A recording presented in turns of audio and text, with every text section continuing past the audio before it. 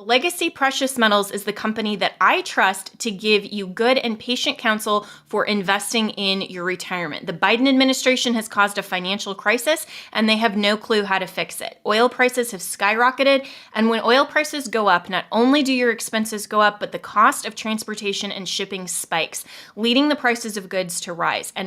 And we are already seeing record inflation. That's the last thing that we need. Our economy is in trouble, and you need to take steps to protect yourself. If all your money is tied up in stocks, bonds, and traditional markets, you may be vulnerable. So gold is one of the very best ways to protect your retirement. No matter what happens, you own your own gold. It's real, it's physical, and it's always been valuable since the dawn of time.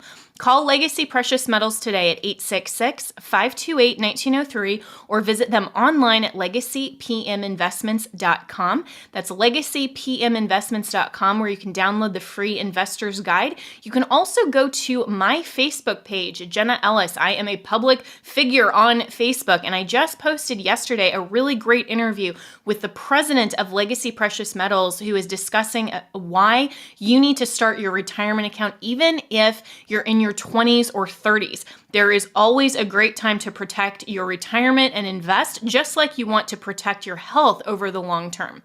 So go to Legacy Precious Metals at legacypminvestments.com or call 866-528-1903. As a constitutional law attorney, former senior legal advisor, and personal counsel to President Donald J. Trump, Jenna Ellis believes in the rule of law and the importance of integrity in our elections. And she's ready to tackle the big cultural and legal issues facing America. This is the Jenna Ellis Show. Here is your host, Jenna Ellis.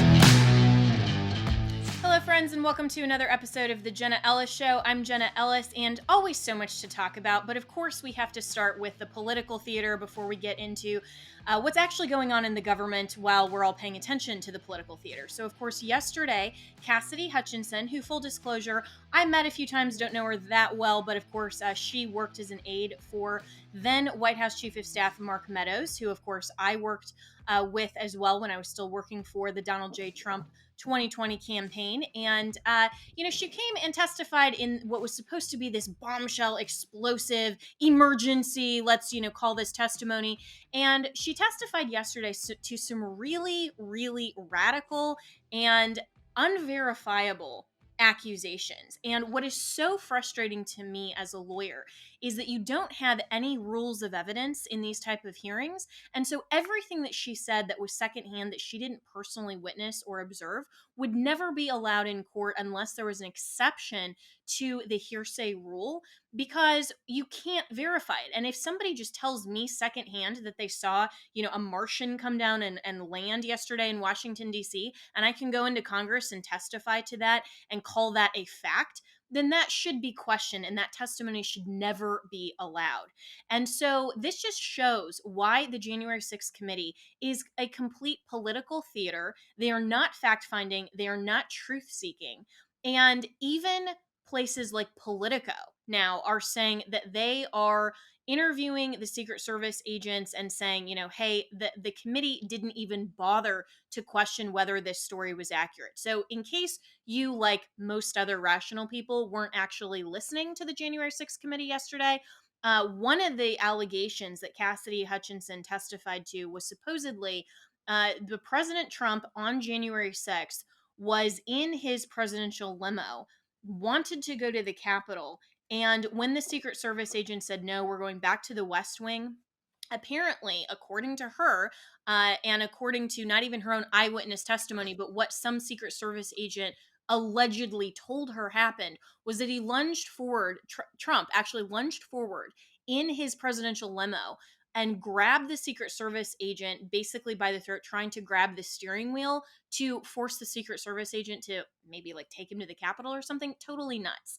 And so this type of allegation, along with a lot of other things, was not at all even offered as eyewitness testimony, but just something that Cassidy Hutchinson supposedly heard from a Secret Service agent, supposedly. So this is hearsay. Totally ridiculous. So for those who don't know, the actual legal definition of hearsay is an out-of-court statement made in court used to prove the truth of the matter asserted in that statement. So what this means legally is that Cassidy Hutchinson would come in to court, and obviously, this isn't court, but that this is the exact problem of why the rules of evidence should apply to these types of hearings. But if she came in as the person who is under oath testifying, and she testifies to an out of court statement that she is now testifying to in court that is being used while she is there to prove the truth of the matter that was asserted in the statement. That is the definition of hearsay. And then there's double hearsay. There are some hearsay exceptions. Usually that's when the declarant, the person who actually made the statement, is unavailable. That's probably the most common exception to the hearsay rule. But we do have the declarants available. And the question has to become, why aren't these Secret Service agents, why were they not called instead of Cassidy Hutchinson? And the question posed by Liz Cheney to them directly, did you say that? Did you observe this? Because they would be the person who were actually making the statement. And so the declarants here are available. And the best that we have in terms of the news right now is that information just dropped from the United States Secret Service that these two agents are ready, willing, and able to testify, and they want to make their voices heard on the record. And so this is just a complete sham of a hearing. It's ridiculous. This type of testimony of Cassidy Hutchinson, not just on this issue, but on almost everything that she testified to other than her own personal observations, would have been excluded in a court context. And anyone who was acting like Liz Cheney did in terms of questioning a witness or actually even bringing her there to just give hearsay evidence would have been berated by a judge and a court. And this is why I've continued to say these types of hearings in Congress, when there are no rules of procedure, there's nothing really that governs it in terms of the testimony and the evidence, like hearsay, which is for a very valid reason so that you don't have these types of issues that come up. This is why the court setting is the best way that we have in the United States to actually determine the facts to get to the truth. And this total sham of a hearing is nothing like actual due process and what a court and judicial arbiter would require. And to break this down more is my good friend Jack Posobiec, who is the senior editor of Human Events and also does some really great reporting and is actually a fact finder and a truth seeker and a host on Turning Point USA, our good friends over there with Charlie Kirk. So, Jack, thanks so much for joining me today. And what's your reaction to all of this? Look, Jen, I appreciate the great intro there, and thanks for having me on. It's an honor, but I just got to say, you're just wrong on this one. It's just, you're completely wrong. It's not true, because I was there, all right, on January 6th. I attended that rally, and I saw President Trump. He was doing bumps of ivermectin before he got into that limo, and he was all hopped up on the mectin. And so then he lunged through the bulletproof glass, smashed it, was able to kick and we in the military we called it a down driver drill, right? So he shoves what he actually did. He didn't choke him. He shoved the Secret Service agent out, and then he started doing laps around, really donuts around the congressional lawn with the beast, with the presidential limo. Joe Rogan showed up at one point. I think Alex Jones was somewhere in the crowd screaming. I mean, it was really a madhouse. But and really, for myself, I just had my MyPillow, and I just wanted to give people MyPillows, and Mike Lindell was there, of course. I mean, so I think, I don't know, if you weren't there, you must not have seen that. But actually, look, everybody's just trying to cover for the president at this point. They're doing a great job of covering up what truly happened there on January 6th. And finally, the truth is coming out. Yeah. Well, Jack, I mean, given this eyewitness testimony, I think that, you need to now go in front of the January 6th committee and I would be more than happy to go in front of the January 6th committee all day long. Wouldn't you love it? We can do it. I want Jake Tapper and all of CNN and Rachel Maddow up there. I was joking yesterday. I said, do you suppose, because Rachel Maddow, we were told that she's getting, she's not going to be doing her show as much. She's pulling back, but they said that she was going to get involved in narrative fiction, right? And that was Isn't that where she was going to be putting her energies. And I said, just a well, continuation? oh, now I found it out now. This is what she's been working on. The narrative fiction, right, is the testimony of Cassidy Hutchinson. We call her the Hutch, right? We call her the Hutch. And so she's been working on this the whole time. We also, some people, I haven't said, okay, I did say this, but some people have been referring to her as Two Sugars. They're calling it the Two Sugars testimony from the coffee girl that up there yesterday, though, even though I wouldn't necessarily say she should be called that. Yeah, well, and a lot of people are calling her Cassidy Smollett or Cassidy Yeah. Amber Heard Hutchinson. I think both of those monikers are particularly apt, and I loved all of the memes. Our good friend, Grand Old Memes, who put some great stuff Gom is out there. fast. He's got an itchy meme finger. I'm telling you, like something will be in the news, and I turn around, and Gom's got a tweet up with a meme already made. Right? That's somehow like I've just Epic. heard about the story, and he's like, "Hey Jack, here's a meme. Hey Jack, It's it's already great. done. Don't worry about It's it." great. But who is actually paying attention to this? Because if you go on Twitter, which unfortunately you and I kind of, live on Twitter in some sense because of the political news and, and of course Getter and Truth Social, all of that. But according to the Twitterverse, you would think that, devastating. That word was trending this morning, and you Mhm. had all of these people from, the Washington Post and the typical usual suspects who were like, this testimony was devastating to President Trump. It's like, who is actually believing them and who is paying Well, attention to this? unfortunately, tell me if you want to get into it or not, but unfortunately, I saw some nominal conservatives who were Mm. saying that they believed this testimony. People from the likes of National Review, people like Our David never Trumper French, friends. who were getting into this and saying, "Oh, this was absolutely devastating testimony for President Trump. This is going to really put him on the ropes." David French had a line: "Donald Trump is now closer than ever to to an indictment. He is in hot water, legally speaking." And he was making allusions to John Dean from the Watergate testimony, saying this was a John Dean moment, right? And John Dean was the White House counsel, and really, had this epic moment where he testified. This was nothing like that, right? This was nothing. You can't even rise to the level. And I loved.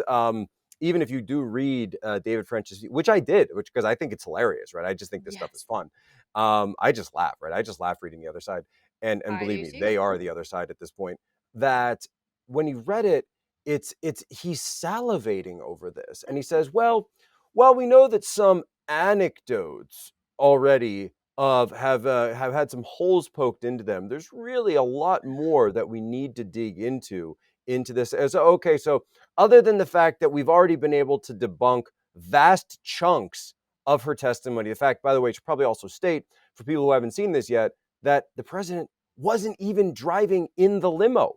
He wasn't riding Right. in the limo on January 6th. You go back to the video, he's clearly in the SUV, and there ain't nobody around the White House that refers to the SUV as the beast. As the It's just beast. not. The beast is the beast, right? That's like everybody in DC knows that. You see it driving around town every once in a while. Right. Though usually when 45 was in town, you would normally see him in the SUVs, like he was rolling up to Trump DC or something like that. And I actually, when she was giving her testimony, as funny as I thought it was, the one piece that I really stuck on me was I've never seen him actually ride the limo in town. I've only ever seen that like at rallies or if he's overseas or he's doing some Like event more or something. official I've never visits. actually, yeah, I've never seen it in Mhm. town.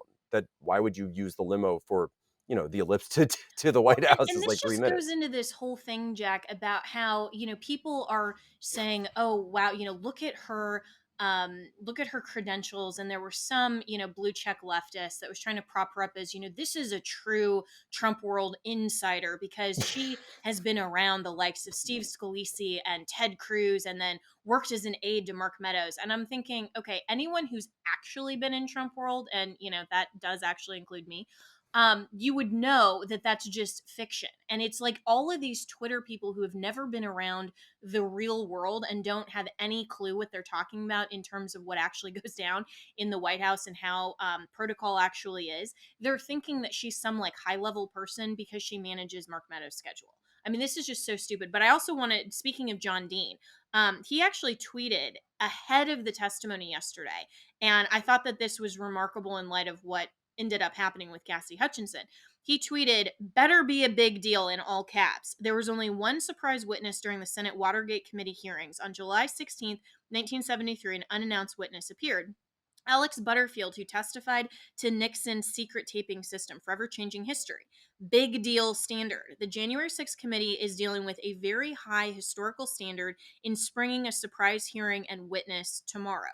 If it is not really important information, it's going to hurt the credibility of this committee. Cancel now if you can't match. This is actually John Dean. And I think, the January 6th committee should have heeded that advice rather than trying to prop up and bolster someone who clearly her testimony wasn't even vetted, because immediately the Secret Service is now saying that they have these two witnesses that she alluded to, and told her this story, that are coming saying, no, we're ready, willing, and able and prepared to testify to say this is absolutely false.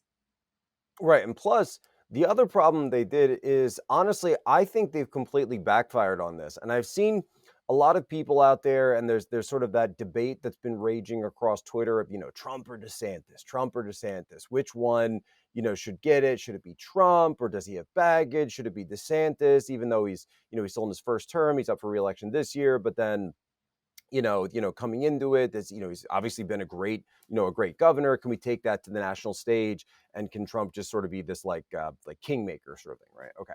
So I think with this, right, you've just made what they've did in this hearing and with this testimony, they're making Trump more powerful than he's ever been since he left office. I tweeted out yesterday that this has been the most successful week of President Trump's second term, and yesterday was the most successful day of President Trump's second term, because he's right. You look at all these things: the Supreme Court striking down Roe v. Wade, Trump judges; the Supreme Court standing up for prayer in schools. By the way, a huge shot across the bow to a project of the left to eliminate God from the public square that they've been working on since the 1960s. Right, this was a key component of the counterculture movement of the 60s radicals. Right now, we're fighting back against that because we're just allowed. And they say, is America moving to the right and all these decisions? I say, well, yes, but America is a center right country. So what we're doing now is we're moving the public square away from the left and back kind of to the middle center right. Right. So yes, we are moving to the right, but not like the far right. Like, we're not going to have like a monarchy with crowns and jewels and regalia and stuff. No, we're going to have the center right country that we used to be. And everybody knows that would not have happened if not for Donald J. Trump. So when you look at all these things, and you have people like the Gen 6 committee, what Trump does, by the way, and I think a lot of people miss this, is it's not just that he counterpunches, but that he causes his opponents to self-implode.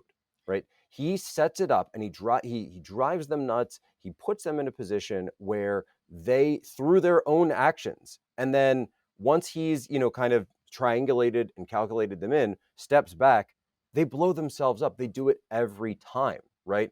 The man was impeached twice, and he's still leading the polls for a 2022, 2024, nomination, right?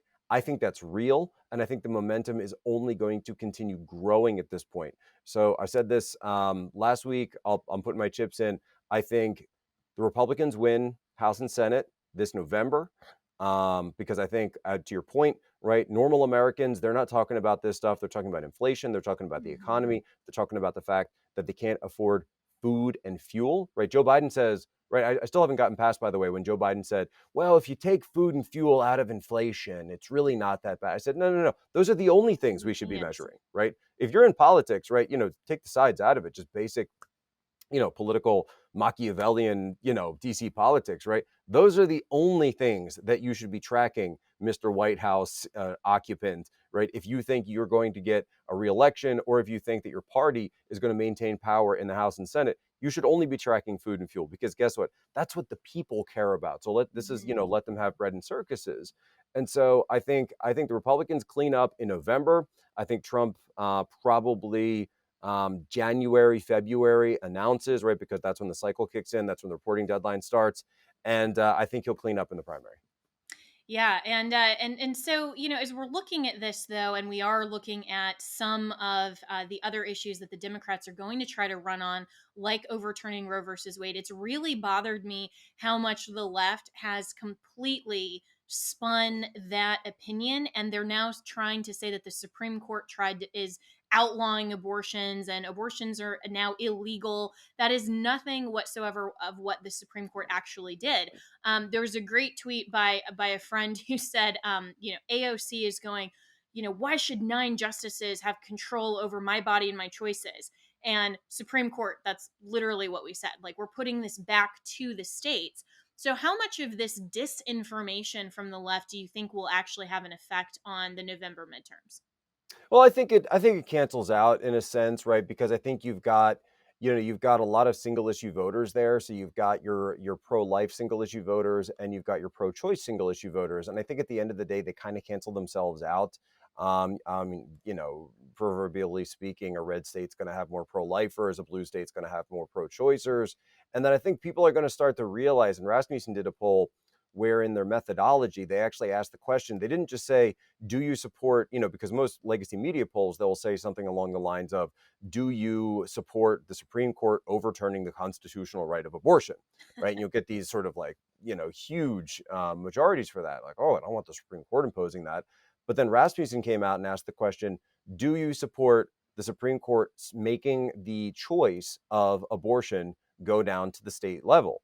And they got like a 52% majority on that. Why? Because that's a normal question. It's actually something that when you hear the left and the progressive left over at MSNBC, Joy Reid, Rachel Maddow, as we were talking about, right? They always talk about we have to defend democracy. We have to support democracy. The January 6th was an attack on democracy. Well, what could be more democratic than allowing people to vote in the 50 states to determine what level of abortion they want? Now, look, myself, so many people out there, we're pro-lifers, right? We would like to see abortion banned in 50 states. But we also understand that that's going to be a tall order, right? It's going to be tough to get at the state level, and it's also going to be tough to codify a federal abortion ban. So we'll see what happens. We'll see what happens in the House. We'll see what happens in the Senate. Obviously, President Biden, erstwhile, and I can say this as a Catholic, he is not following Catholic doctrine when he goes to get communion while being a vocal supporter of abortion. It's just not how that works. And Nancy Pelosi was recently just overturned for her own. She has been denied communion in her home parish, the home diocese of San Francisco. And I think, quite frankly, that Joe Biden, he's under the Archdiocese of Wilmington. I would hope that the bishop there, the archbishop, would also be looking at President Biden in terms of this. You simply are not allowed to flaunt Catholic doctrine in such a public way as this. Yeah, and that should just be a reasonable thing, that if you claim to be a Catholic, if you claim to be anything in a subscriber of a particular religion, then you actually have to live and uphold those tenets. And of course, Right. none of us do that perfectly, but of course, we would say that if we call ourselves a Christian, if you call yourself a Catholic, you have to subscribe to the doctrine of what the tenets of those religions believe. And when Joe Biden and Nancy Pelosi are openly disagreeing with one of the most fundamental tenets, that God created every life and that life begins at conception and every human being has inherent dignity and worth from conception to natural death, and they're openly flaunting that, then it would be like saying, I'm calling myself a Christian, but I don't believe in the inerrancy of Scripture. Like, you can't do that. Or I don't believe in the resurrection, or I don't believe in Right. the person of Jesus Christ. Those things are essential doctrines to these religions, and so that's why it doesn't make sense. But of course, the Democrats and the leftists, they think that they can piecemeal their own worldview. They can call themselves, men, when clearly they're biological women. So of course it's not inconsistent in their ridiculous parameters to call themselves one thing and actually be and do another. But in terms of the midterms, I think you're right and totally spot on that the single issue voters, if pro-choice or pro-life is your issue, you're going to continue to vote along party lines in those ways. But what I saw yesterday as well in the primary, specifically in Colorado, for example, and in New York, a number of these primary elections to me evidenced that a lot of people who are in the GOP are really either cowardly or scared to vote along America First lines. When you have the U.S. Senator from Colorado that's going to go against Michael Bennet, and you have someone like O'Day, who is now the primary nominee, who actually is in favor of some abortions in some circumstances. But then, you didn't have Hanks, who is what the left, of course, typifies as the far right candidate. And then you have someone like Lee Zeldin, who is actually great, but you have the truly America First candidate of Andrew Giuliani, who of course, I endorsed and supported for governor. So I think both of those candidates are great, and I look forward to supporting Lee Zeldin. But I think that there is some kind of hesitancy in the wide swath of Republicans to truly get behind candidates who will make these very clear demarcations and lines in the sand to say, no, we're going to stand for life at every stage of life. Do you think that there is, am I wrong? I mean, is there some hesitancy in the GOP to actually support candidates who are going to be conservatives, not just these flimsy Republicans?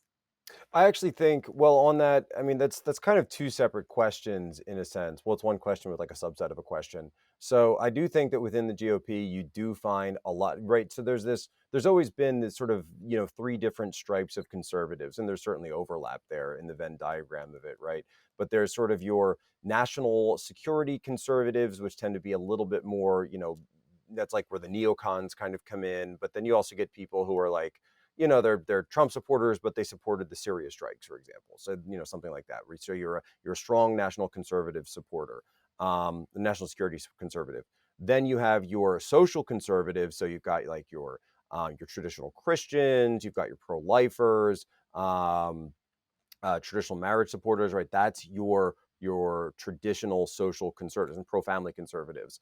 But then you also have your fiscal conservatives, and you have other people that come to the table, and you find a lot of like libertarian types, conservatarians coming through here, Bitcoiners, and the Fed, Ron Paul type people.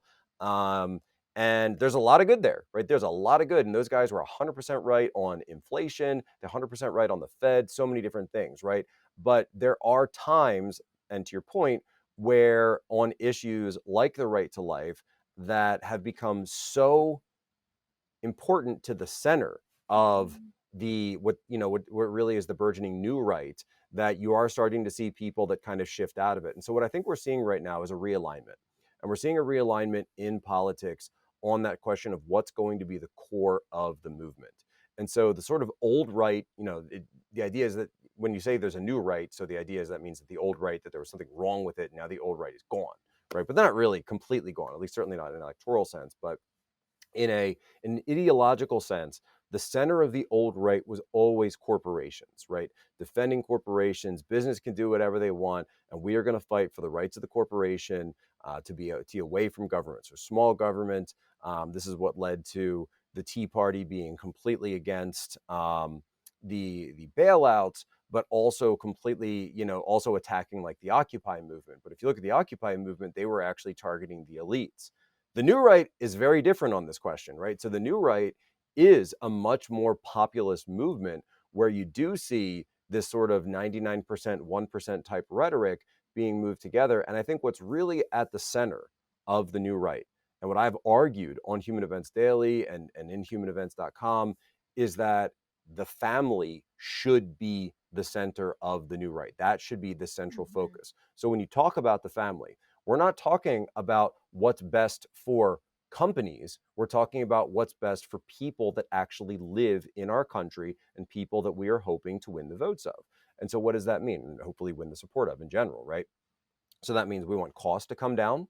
That means we want to help people to be able to grow their families and strengthen their families. We want people to be able to afford gas and afford basic products and basic necessities. It also means we want a good economy. So we do want to support entrepreneurship, and we do want to support positive entrepreneurship, competition, free market values, right, to that extent, but to the extent that it's helping people. And if it's not helping people, if there's a problem like our goods are being outsourced, our supply chains are being outsourced to China in terms of our manufacturing, if our agriculture is being outsourced to Mexico and South America, okay, obviously that's a problem. And if our energy needs are being outsourced to the Middle East and Russia, obviously that's a problem as well. So we're going to have to deal with all of those from a family first perspective. It also has to do with crime, right? So you're looking at I've been saying, I used to always say, get out of cities, right? I was doing that again and again, get out of cities, get out of cities, and use these metronym kind of tactics of just repeating something over and over so it sticks. The other one was be a rebel, start a family, and then get out of cities. But now I have to change it actually,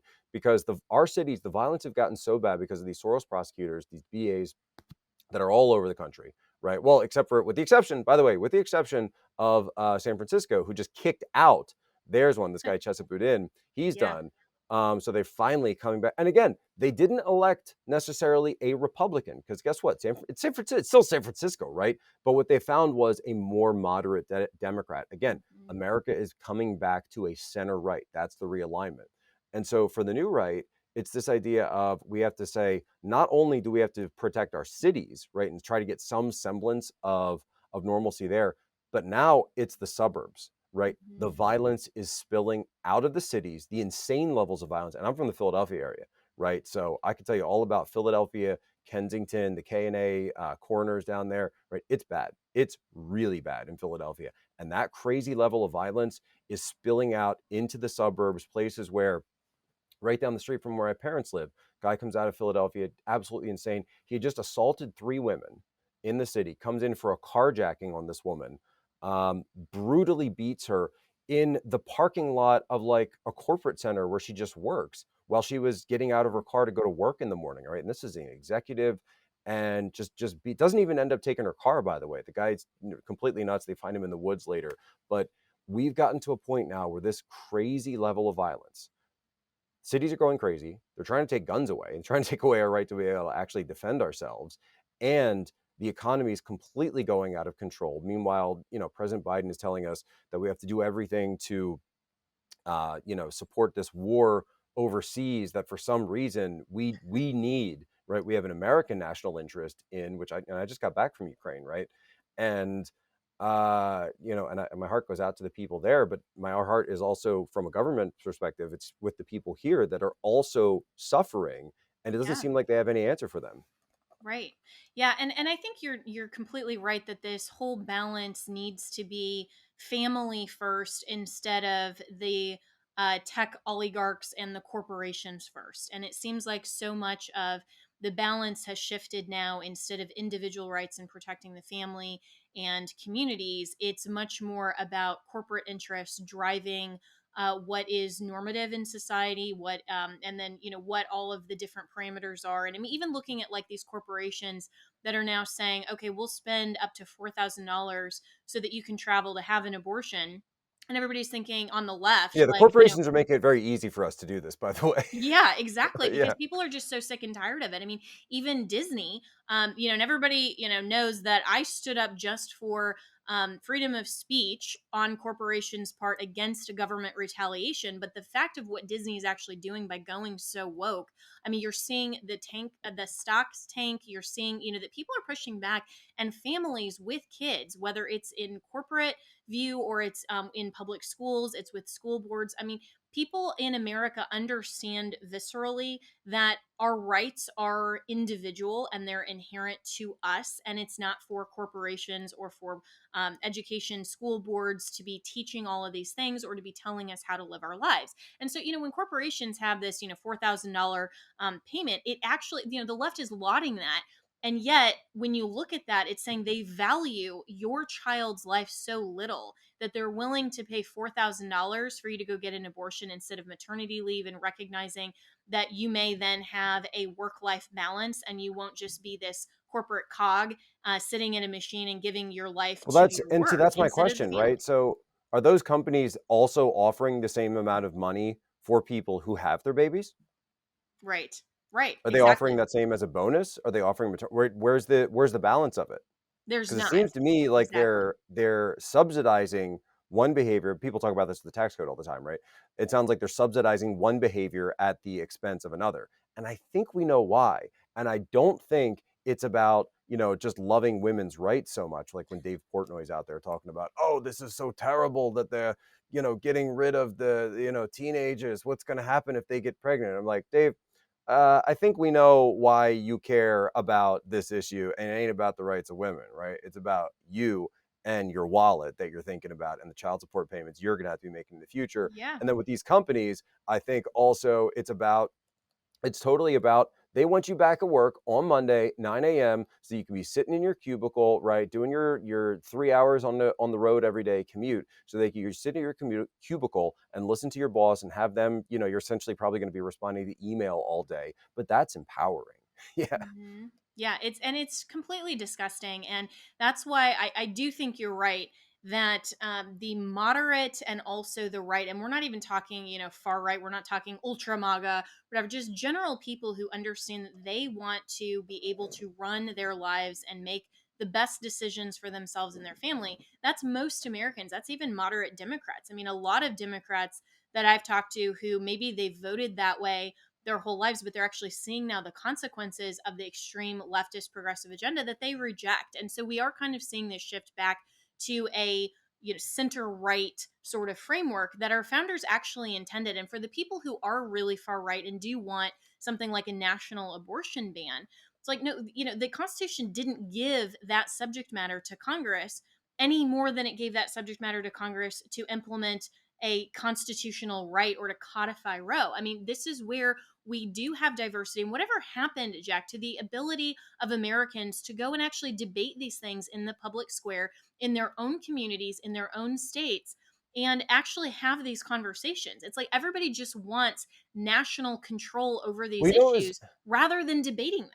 we know is really interesting. So I was listening to there's a podcast that's I'm not going to drop the names, but it's like a friend of a friend does it, and it's all about like the DC area and different like amusement parks and like stuff to go to. And I will listen to it because I've got 2 kids and we live in the DC area, and sometimes it's like good ideas for I'll maybe go here, or that sounds like a good place, or hey, this one sucks. And I happen to know the guy that runs it, and on the back end, and I'm listening to this. He starts the episode this week, and he immediately starts it out. Goes, we were going to talk about this children's farm that we went to, but I really have to say, we went in, and this Roe v. Wade decision, it's so terrible. And there are so many people out there, and all they are obsessed with is controlling women and controlling with the rights of women. And it sounded like he actually thought that people in the pro-life movement wanted to institute some kind of like Handmaid's Tale, fantasy.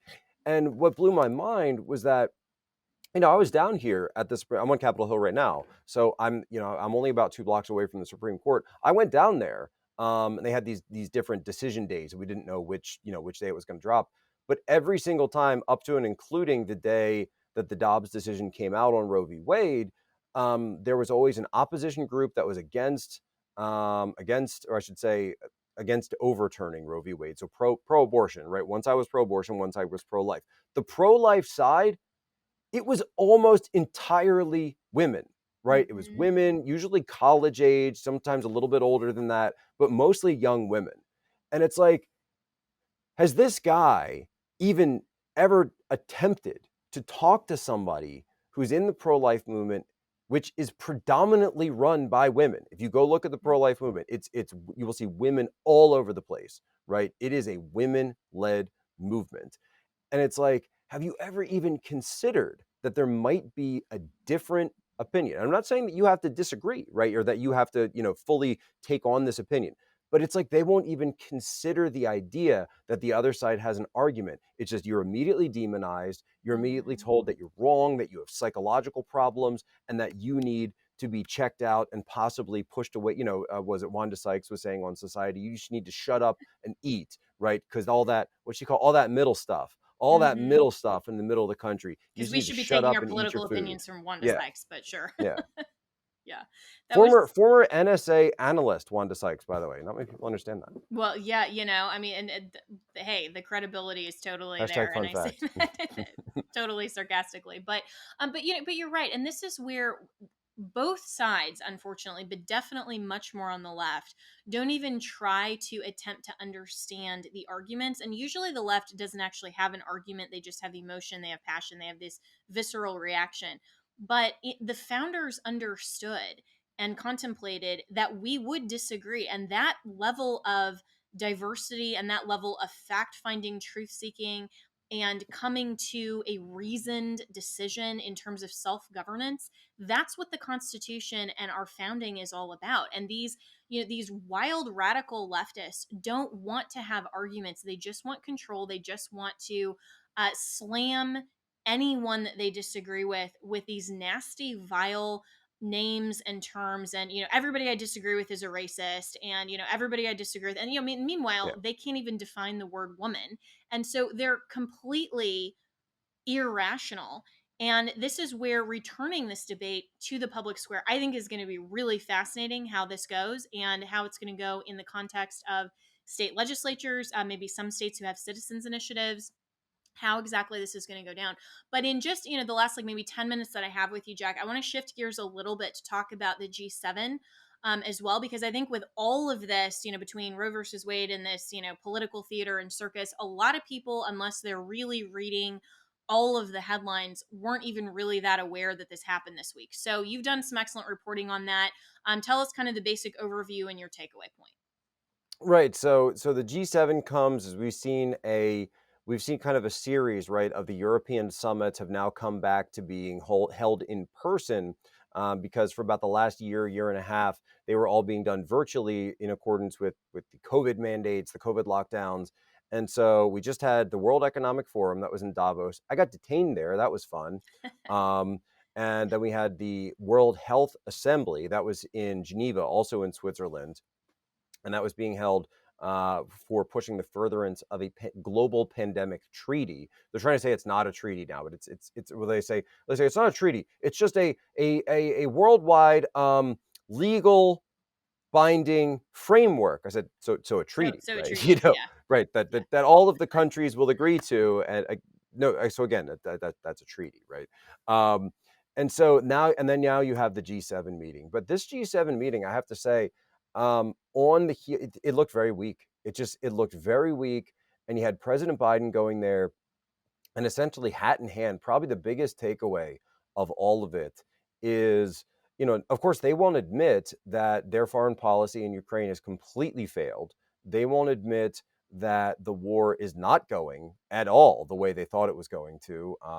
They keep making these grandiose statements about they're gonna push. So really the war, right? The war in Ukraine very much colored the G7 meeting, but then also on the sidelines, right? You also had this moment where Biden goes to Macron, and he knows that Macron has good relations with the Middle East, and he was essentially trying to say, we need to get more oil, because he realizes that he's got a problem. And now he knows that he's beholden to the Green Movement, completely beholden, and so that he can't, for political reasons, allow for drilling in Anwar or tapping actual U.S. energy reserves that we have here, the trillions and trillions of dollars of American energy dominance that we could actually have on the world stage if we just tapped into our actual resources that we have in Alaska, in areas where nobody's going to miss it, where the animals will be perfectly fine. I've been up there. The wildlife will be totally cool with it. The caribou love the pipeline, by the way. I've literally seen this. The Permian Basin in Texas, Marcellus Shale, et cetera, in Pennsylvania, Ohio. And so he's going over to the G7 and he's talking to Macron. And essentially this is sort of like a what they call a hot mic moment, where they picked up that Macron was telling him, he said, the UAE and Qatar and Saudi and all of these countries in the Middle East, they're turning off the tap for you. They're tapped out. They don't want to sell you any more oil. And you know what's going on? In addition to this, right? In addition to the G7, what you also saw happening in parallel was the BRICS summit. Now, the BRICS summit was virtual this time around, but we saw those BRICS nations, Brazil, Russia, India, China, South Africa. We also saw that Iran has now put in a submission to join, basically an application to join BRICS. So I don't know if it's going to be called BRICS or whatever. And Argentina is the other one. So with the election coming up this year in Brazil, right? We know that Brazil's in play. We know that India is in play, right? But the G7, if you look at their foreign policy, It's as if they don't even understand that the global system around them is crumbling, Hmm. right? This is Mackinder on steroids. They understand very well, right? China, Russia, India, they want the control of the world island. Then they're going where? South Africa, and they're going to Brazil and Argentina, possibly as well, Iran, these other strategic areas of the world where they can get the resources, where they can get industry out of, right? That's 3.2 billion people or more, depending on if they get these other people involved. That's way more people than live in the G7 countries, right? They're building a parallel economy completely without the G7. What does that mean for the dollar? What does that mean for the petrodollar system, right? For folks at home and the new right and everything else, that means you really need to be looking at stores of value other than the petrodollar. And I don't necessarily endorse crypto. We've seen crypto hasn't really been this great store of value as inflation's going up, even though a lot of people wanted to. But then, of course, you talk to the crypto believers, and they're like, no, man, it's beyond that. It's totally beyond that. It's going to 100K. So, all right, guys, all right. I don't want to get into it. But we have seen that precious metals have performed pretty well in terms of some of this, and also just obviously, hard assets, right? Things that you can own, real estate. Hmm. If you can get in and find good deals in certain places like this. But unfortunately, it looks like the US dollar system is on its last legs unless we do get a president that actually starts understanding these things, and instead of trying to create this sort of like bifurcated world, actually leads us back to a place where we can have direct dialogue with other countries, whether they be North Korea, whether they be Russia, whether they be Iran, right? Where you can have direct diplomacy and we can be making agreements that are in the interest of the people of the United States. So maybe like, Trump 2024. So we'll see. Oh, We'll see how 100%. that I goes. think And I think at this point, if if Trump if Trump declares Trump wins. yeah, and I've said that for a while as well. I think that his base is so strong, and especially with everything we've talked about through the scope of this whole episode. But I think that there are definitely some worthy challengers. But if Trump wants the nomination, he'll get it. Particularly his foreign policy is something where I Yeah, think that a lot of people are overlooking that at a time where foreign policy is believe it or not, because of the global system, foreign policy is becoming more important in domestic policy, and a lot of people are missing that. definitely. Those are some really great insights. And Jack Posobiec, thanks so much for coming on today, sharing your insights there, especially on the G7. Where can people find you? Of course, everyone follows you already on Twitter, so I mean, I don't even think you need to amplify that. But tell people where they can find you, follow all of your work. Yeah, of course, we're on Twitter every day. That's pumping out 24/7. Getter, coming in hot on Getter. Sometimes you get a little spicier on Getter. Sometimes there's stuff that goes out on Getter that doesn't necessarily go out on Twitter. You have to look very closely. You can see some of the spicier stuff on there because, of course, you're less likely to be censored. Of course, every day I do the podcast Human Events Daily. I call it a podcast for people who don't like podcasts because it's only 25 minutes or less every day. Our motto is be good, be brief, be gone. And then later this summer, at the end of July, we've had all of these great wins, all these huge W's that we're putting on the board, and we're going to hold a giant celebration. So my friends and all the people at the Turning Point family are putting together an event down Tampa, Florida. It's the end of July, 22nd to 24th.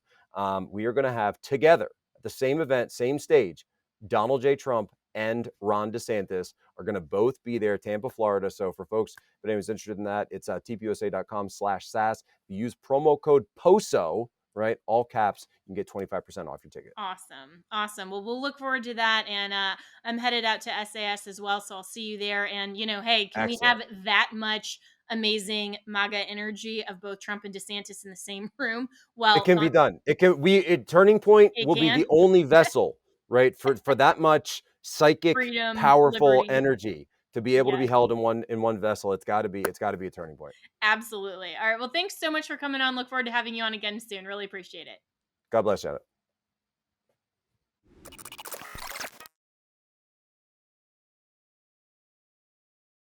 Legacy Precious Metals is the company that I trust to give you good and patient counsel for investing in your retirement. The Biden administration has caused a financial crisis, and they have no clue how to fix it. Oil prices have skyrocketed, and when oil prices go up, not only do your expenses go up, but the cost of transportation and shipping spikes, leading the prices of goods to rise. and we are already seeing record inflation. That's the last thing that we need. Our economy is in trouble, and you need to take steps to protect yourself. If all your money is tied up in stocks, bonds, and traditional markets, you may be vulnerable. So gold is one of the very best ways to protect your retirement. No matter what happens, you own your own gold. It's real, it's physical, and it's always been valuable since the dawn of time.